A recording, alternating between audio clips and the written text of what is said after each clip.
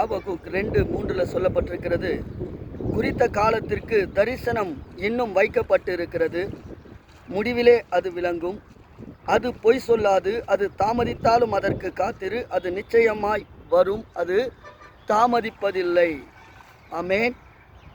தேவ பிள்ளைகளே, இன்றைக்கு தேவன் அவருடைய வல்லமையை புரிந்து கொள்ள ஒரு சந்ததியாக, ஒரு தலைமுறையாக நீங்கள் வாழ வேண்டும் என்று சொன்னால், குறித்த காலத்திற்கு இன்னும் தரிசனம் வைக்கப்பட்டிருக்கிறது. தேவன் சொல்லுகிறார், தேவ பிள்ளைகளே, உங்களுடைய வாழ்க்கையை குறித்து தேவன் ஒரு தரிசனத்தை வைத்திருக்கிறார், தாமதித்தாலும் அதற்கு காத்திருங்கள். தரிசனத்தை வைத்த தேவன் அந்த தரிசனத்தை நிச்சயம் நிறைவேற்றுவார். எத்தனை பேர் நம்புறீங்க உங்க வாழ்க்கை இந்த வருஷத்துல இந்த கண்ணீரோடு இந்த கஷ்டத்தோடு கூட வாழணும்? அந்த கஷ்டம் முடிந்த பிறகு மிகப்பெரிய ஒரு ஆசீர்வாதத்தின் காலத்திற்குள்ளாய் உங்களை கொண்டு போய் ராஜாக்களின் மத்தியிலே அமர வைக்க வேண்டும் என்று சொல்லி தேவன் உங்கள் சோதனை காலத்திற்குள்ளாய் நடத்தி கொண்டு ஒரு தரிசனத்தின் வாழ்க்கையை உங்களை நடத்துகிறார் என்று சொன்னால் அந்த தரிசனத்திற்காக காத்திருங்கள், அது பொய் சொல்லாது. ஆமென். எத்தனை பேர் விசுவாசிக்கிறீங்க குறித்த காலத்திற்கு என் தேவன் என் தரிசனத்தை வைத்திருக்கிறார், அது நிச்சயம் நிறைவேறும் என்று?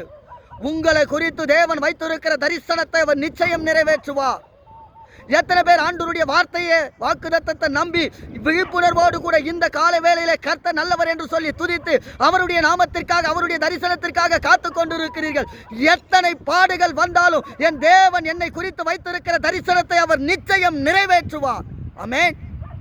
இப்ப பிள்ளைகளே, வானத்தையும் பூமியையும் படைத்த அருள்நாதர் இயேசுதான் சொல்லுகிறார், உங்களை எப்போதுமே அழைத்த தேவன் உண்மை உள்ளவர். இங்கு அழகா சொல்லப்பட்டிருக்கிற குறித்த காலத்திற்கு இன்னும் தரிசனம் வைக்கப்பட்டிருக்கிறது. உங்க வாழ்க்கையை குறித்த தேவன் தரிசனம் அதை வைத்திருக்கிறார், நிச்சயமாய் அது நிறைவேறும். தாமதிக்குதா? சோர்ந்து போகாதீங்க.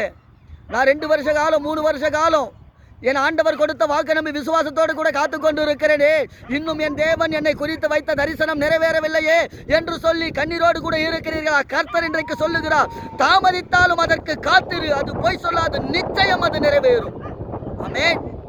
கர்த்தரை நம்புகிற உங்களை குறித்து தேவன் வைத்திருக்கிற தரிசனத்தை அவர் நிச்சயம் நிறைவேற்றி ஆம் என்றும் ஆமேன் என்றும் பதில் கொடுத்து உங்களை ஆசீர்வாதமாய் வாழ வைத்து மிகப்பெரிய அலங்கார வாசலிலே கொண்டு போய் உங்களை நிறுத்தி சமாதானமான ஒரு வாழ்க்கையை வாழ வைப்பதற்காக தான் கர்த்தர் உங்களை குறித்து ஒரு தரிசனத்தை அவருடைய சமூகத்தில் நியமிக்கப்பட்டு அதை எழுதி வைத்திருக்கிறார். தேவ பிள்ளைகளே, இன்றைக்கு நீங்களும் கூட சந்தோஷமா சொல்லுங்க, என் ஆண்டவர் என்னை குறித்து தரிசனம் வச்சிருக்கிறாரு.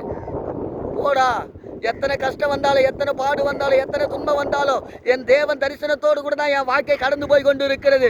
என்னை தள்ளின போது என்னை தூக்கி நிறுத்துகிற கரம் என்னோடு கூட இருக்கிறது. காரணம், அவர் என்னை குறித்து வச்சிருக்கிற தரிசனத்தை நிறைவேற்றுவதற்காக இத்தனை பாடுகளை கொடுக்கிறார். ஆனாலும் நான் அவருடைய பாதத்தை பிடித்து உண்மையும் உத்தமத்தோடு கூட வாழ்வேன்.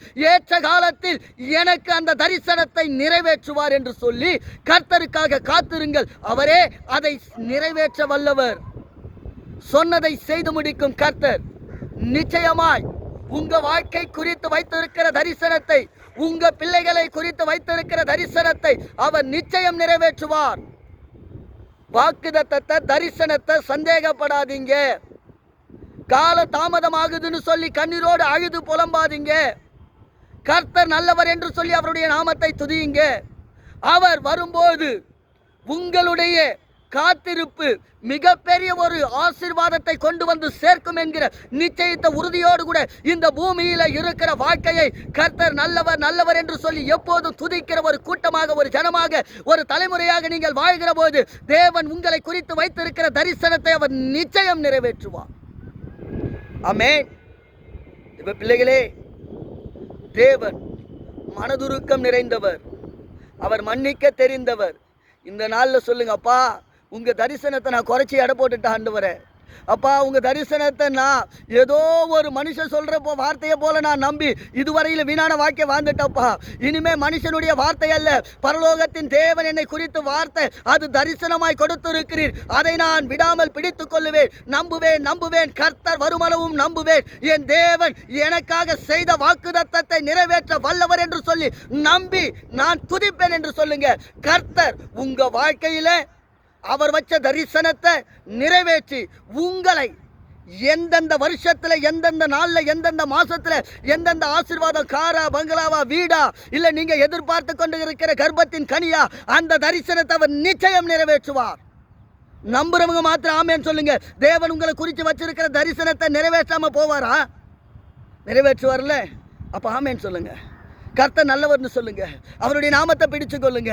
யெகோவா தேவனே உம்மை துதிப்பேன் அப்பா என்று சொல்லுங்க. உம்முடைய தரிசனம் எனக்காக ஆண்டவரே நீர் வைத்திருக்கிறீரப்பா, அந்த தரிசனத்தை நான் நிச்சயமாய் விடாமல் பிடித்துக் கொள்வேன். இதோ வானங்கள் திறக்கப்பட்டிருக்கிறதை காண்கிறேன் அப்பா.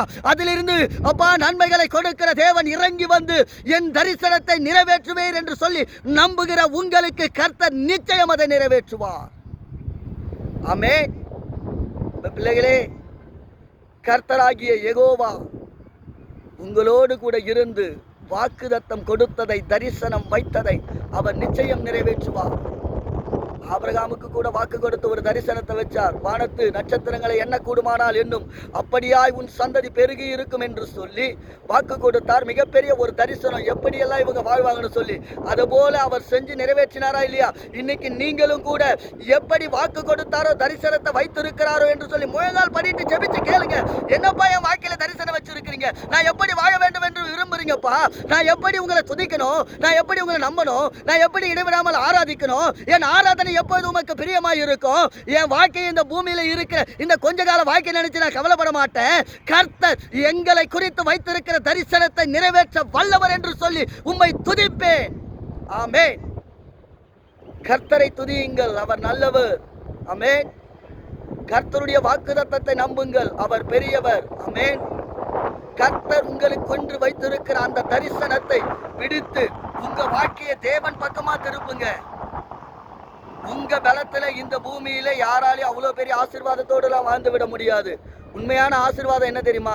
இருக்கிற வரையிலும் சமாதானத்தோடு, சந்தோஷத்தோடு, எது இருந்தாலும் கர்த்தர் நல்லவர் என்று சொல்லி இடைவிடாமல் ஆராதிக்கிற ஒரு உன்னதமான வாழ்க்கையே கர்த்தர் உங்களிடத்தில் எதிர்பார்க்கிறார். நீங்க இன்னைக்கு ஒரு முடிவெடுங்க. ஆண்டவரே, அதுதான் உன் தரிசனம் என்று சொன்னால், இந்த பூமியில எனக்கு சாப்பாடு இருக்குதோ இல்லையோ, என் வீட்டில் வேலை இருக்குதோ இல்லையோ, ஆனா நீங்க என்னை வச்சு தரிசனத்தை நிறைவேற்றுவீர் என்று சொல்லி நான் உம்மை துதிப்பேன் துதிப்பேன் என்று சொல்லி நீங்க ஜெபம் பண்ணி துதித்து ஆராதனை செஞ்சு பாருங்க.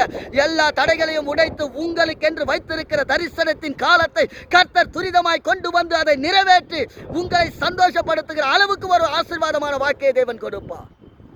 ஆமென். கர்த்தரை நம்புங்கள், கர்த்தரே உங்களுக்கு பதில் கொடுப்பாராக. ஆமென்.